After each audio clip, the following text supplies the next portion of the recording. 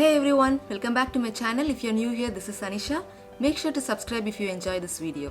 We went to the plant garden the other day and we got some plants and also this beautiful flowering plant, and I was wondering how beautiful they are, how beautifully they have bloomed, and there were a lot of other plants that had fruits in them. Have you wondered what makes these flowers to bloom and what makes the plants to be fruitful? Do you want to know how this happens and how you can be fruitful in your life too? Stay tuned.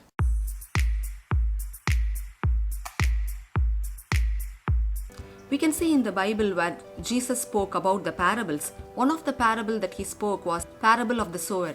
A farmer went to sow his seeds. While he was scattering the seeds, some fell on the footpath, the roadside, and some fell on the rocky places, some fell on the thorny ground, and some fell on the good rich soil. The seeds that fell on the footpath, they were just laying down on the surface of the road, and people stomped on it and walked on it. The birds came down and ate it. So there was no fruit that could come because it was just on the surface. The seeds that fell on the rocky ground, it had some little soil there. The soil was shallow, but still they sprouted and they had very little roots. When the sun came out, it could not withstand the heat, and so they got scorched and then they withered. The seeds that fell on thorny places, it had kind of a good soil there, and so it grew. The plant was able to grow, but then it got choked by the thorns and all the weeds and other plants that were surrounding them, and hence it was not able to grow after that.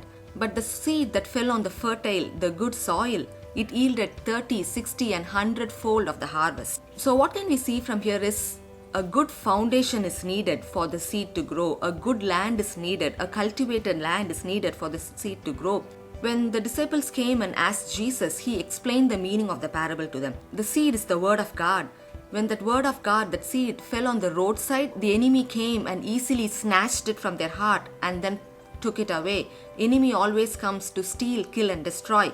But if we are not aware of it, the word is gone the next second that it was planted in. The seed that fell on the rocky ground, it sprouted.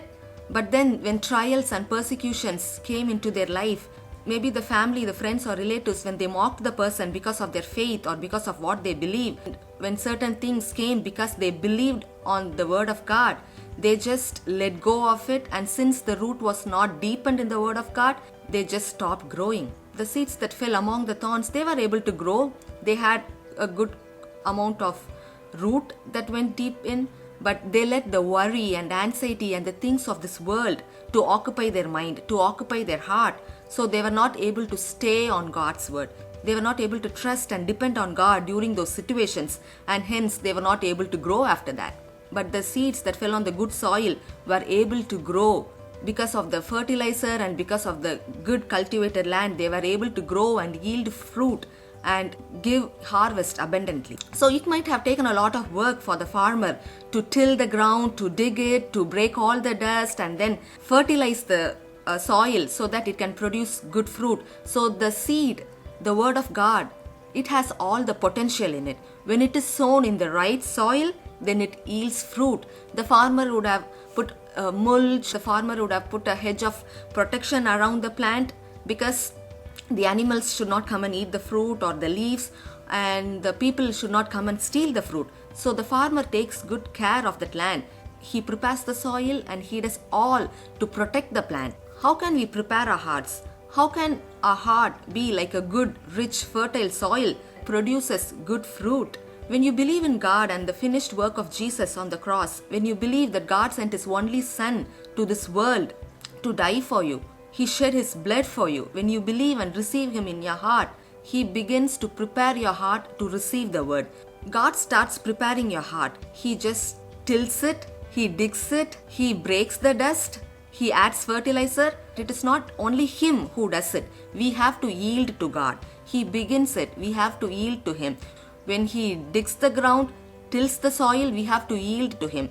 When He says no to certain things which is not good for us, we have to yield to Him. We have to be okay with that. When He gives certain desires in our hearts to step forward and do, we have to yield to that and do it. This process cannot just happen by itself. God does His part and we have to yield to Him so that He can finish the things that He has started in our life. He can make our heart into a good soil, into a fertile soil to yield the fruits, to bring forth, to fulfill, to do all the things, the plans and purposes that He has in our life. He's the one who reveals it to us, but when we believe it and then step out and do it, then it gets fulfilled in our life. So sometimes you would have done that, you would have yielded to God and you would have done all the things, but it is just not for one season. Just think, what if the farmer doesn't take care of the land the following year?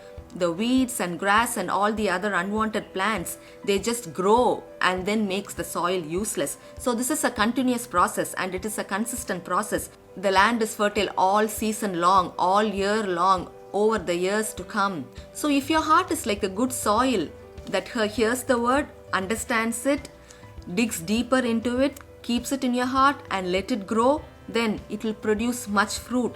All the trials, the worries and anxiety, when they try to come, just block it. Just stop it right there. Just filter it. Do not let those thoughts come into your mind. Do not let those thoughts come into your heart. Bible says that heart is the place from where the issues of life spring forth. A peaceful and cheerful heart promotes health. But then when we let the thoughts of this world and this worries to come in and stay there, then it's going to block the blessings that is coming. Jesus is always sending His blessings to us, but we are the one who are blocking it so that the blessings can't flow through. But you filter those thoughts and guard your heart, then you will receive the blessings that God is sending to you. In John chapter 14 and verse 27, Jesus says, "Do not let your heart be troubled. Let not your heart be troubled. Let it not be afraid." Jesus said that we should not let our hearts be troubled. It is our responsibility. Our friends, our family, our relatives, no one else can do that for us. We have to make sure that we do not let our hearts be troubled. We have to guard our heart.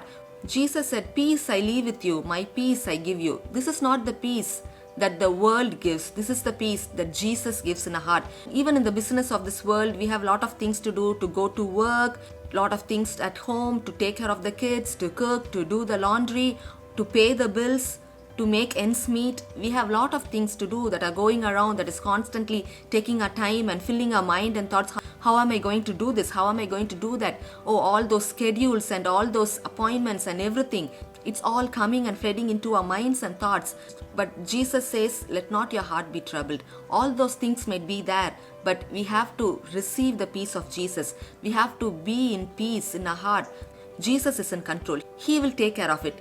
We are not alone to do these things by ourselves. Jesus is ready to help. Holy Spirit is living inside of us. Holy Spirit is ready to help. Our heart is the most important possession we have. So we have to make all the effort to guard our heart. When we go out, we make sure that our house is locked. When we get down from the car, we make sure to lock the car. Much more than this, we have to guard our heart. So how can we guard our heart? What can we do? God has given us His word, the Bible. So when we start reading it, He speaks to us. When we hear God's word, He speaks to us. Faith comes by hearing and hearing the word of God. When we just meditate on His word, when we just stay in His word, if possible, if God leads you, you can memorize God's word and keep it in your heart so that when anxiety and stress and all those things try to come to you and crowd your mind, then you can just filter it with the word of God. Even though you might have good fertile soil, but if the seed is not sown into the soil, it cannot produce fruit. Word of God has to be sown into your heart. Make sure that you are connected with the word of God daily. It's not just a one-day process. You could say, I just read the word of God yesterday. Maybe I can skip today and then do it tomorrow. That doesn't work. It has to be a consistent process. So we have to pay attention to what we are listening and what we are watching. Not everything is helpful. Not everything is edifying. We have to make sure that only good things goes into our mind and goes into our hearts. We saw the seeds that were scattered in all different places. That applies to the same hard heart, shallow heart, choked heart, fertile heart. You could just evaluate yourself and see at what position your heart is, at what condition your heart is. Is it hard? Is it shallow? Is it choked? Or is it fertile? Whatever the condition it might be, God is ready to help you. When you believe Him, when you believe in the finished work of Jesus on the cross, the Holy Spirit comes inside of you to live within you. You are the temple of the Holy Spirit. So He reminds you, He teaches you, He leads you, He guides you to whatever you need to do. He brings your attention to certain things When I recorded the last video and I was about to close my camera, God brought my attention that the battery was slow, but I was like, that's okay, maybe I'll put charge later, and then I just left it. I do not put the battery in charge. So when I opened up the camera to record the video today, I saw that the battery was slow. Then I thought, anyhow, I'll just manage and record it. But then while I was recording, the battery died, and hence I had to stop there. It would have been better if I would have took the battery and charged it the last time when God brought it to my attention. But I did not do that. So I had to wait until the battery was charging. I was sad, but still I just thought, okay God, I should have did that, but still I missed it. Next time I'll do it for sure. The battery got charged, and then now I'm taking that video. What if this happens in a bigger situation, in a bigger circumstances? It's better to just obey and listen and do according to the promptings of the Holy Spirit, so that everything will go well. We could see in Acts about a woman called Lydia, who was a dealer in purple cloth, and she worshipped God. So we could see that God opened her heart to respond to Paul's message. So in that place we could see God opened her heart. God was doing something, and Lydia yielded to that. So thus, in the same way, God opens our heart to certain things. He puts His desire in our hearts, but we have to make sure that we yield to it, that we do it, so that our life will be fruitful. Are we yielding to God today? We might be listening to His voice, but are we obeying it and doing what He's asking us to do? We can give 100% yield, a harvest, a fruit in our life. Do you have any such experiences where you have yielded to God and then seen 100% result? Let me know in the comments below. If this message has blessed you, make sure to subscribe and share it with your friends. Have a blessed day. God bless you.